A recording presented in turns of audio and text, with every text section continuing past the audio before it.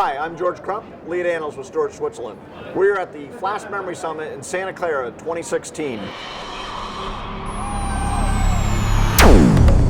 Obviously, we're here talking about flash and flash storage, but what about object storage? That's getting a lot of interest as well. How do these two environments work together and complement each other? Joining me on the whiteboard to talk about that, I've invited Hal Woods. He's the CTO of the Data Center Systems Business Unit at HGST. Hal, thanks for joining us today. Glad to do it. Okay, so let's talk about this. What is the role of flash with object storage?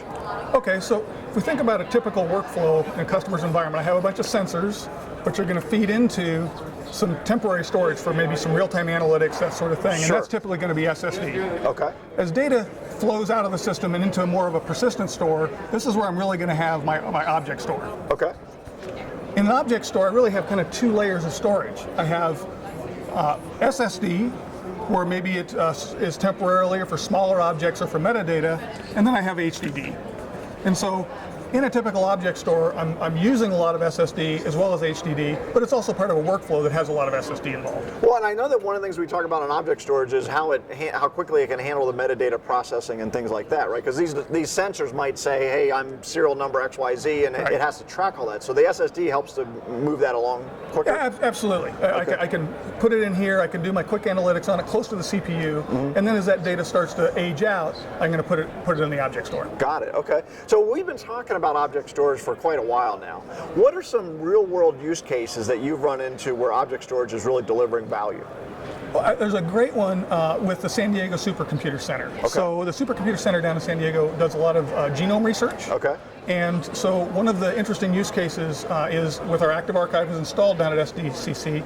And one of the things they do is they work with some of the local children's hospitals to take that genomics work. They will take a gravely ill infant, maybe with a life expectancy of only 60 days. Right. And they will do a full DNA sequence on that, which currently takes 6 days, or 10% of the expected lifetime of that infant. Using object storage plus SSD, they can do something to help that patient. What they can do is they can draw from the massive amounts of data that's been stored from the genomic sequencing and do analytics based on the genome sequence they do of the infant and figure out the best course of treatment for that infant.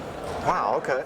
So then, and should then also probably compress that time down as well, right? Well, it can, but there's another key element there. Okay. The amount of storage in an object store allows them to draw from a massive database of other people who maybe have a similar affliction. Right. And so they can then use that along with the infant's DNA sequence and maybe figure out a course of treatment that wouldn't be possible without that massive amount of data to draw from. So more of an intelligence and better decision-making sort of thing. Absolutely, absolutely. It just brings a whole new element to patient care. Okay. And then I would assume though that there's a pretty big cost problem there too, right? Storing all that genomics data. Is that where object storage really helps us keep that cost under control? Well, so a key thing about object storage is a very cost-effective way to do it. Right. With our active archive, we actually store things with a certain erasure code that gives us a great deal of efficiency. Okay. So rather than having to do replication of 2 or 3 or 4x, we're able to do that with almost 50% efficiency. So it's a little bit better than just 2x, and it gets you 15 nines of durability. Oh, okay. So better protection with less data consumption or storage consumption. Absolutely. Okay. Well, Hal, thanks for joining us today. Oh, glad to do it. Appreciate it. So there you have it. Flash and object really work hand in hand to deliver a better overall experience for both the user and the application.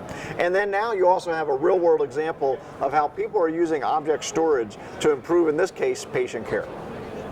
I'm George Crump, lead analyst with Storage Switzerland. Thank you for joining us.